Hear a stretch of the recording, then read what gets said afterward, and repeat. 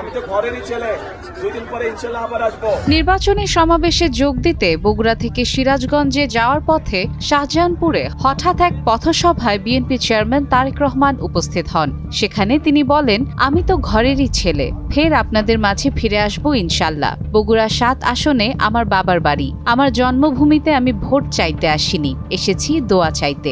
31 জানুয়ারি শনিবার দুপুরে বগুড়ার শাহজাহানপুর উপজেলা বিএনপির দলীয় কার্যালয়ের সামনে এই পথসভার আয়োজন করা হয়। সেখানে তারেক রহমান আরও বলেন, বিগত দিনে এই আসন থেকে বারবার আমার মা বিপুল ভোটে নির্বাচিত হয়েছিলেন। তিনি গণতন্ত্রের জন্য নিজের জীবনকে বিলিয়ে দিয়েছেন। আপনারা আমার মা বাবা ও আমার জন্য দোয়া করবেন। এই বগুড়ার মানুষ আগামী দিনে যেন দেশ গড়ার দায়িত্ব পান। আপনারাই হবেন দেশ গড়ার কারিগর। তিনি আসন্ন জাতীয় সংসদ নির্বাচনে গাবতলী শাহজাহানপুরের উন্নয়নের স্বার্থে বিএনপি মনোনীত প্রার্থী মোর্শেদ মিল্টনকে ধানের শীষ প্রতীকে বিপুল ভোটে বিজয়ী করার আহ্বান জানান। হঠাৎ এই পথসভায় তার উপস্থিতিতে দলীয় নেতাকর্মী ও সাধারণ মানুষের মধ্যে ব্যাপক উৎসাহ উদ্দীপনার সৃষ্টি হয় এবং স্লোগান ও শুভেচ্ছায় মুখর হয়ে ওঠে পুরো এলাকা।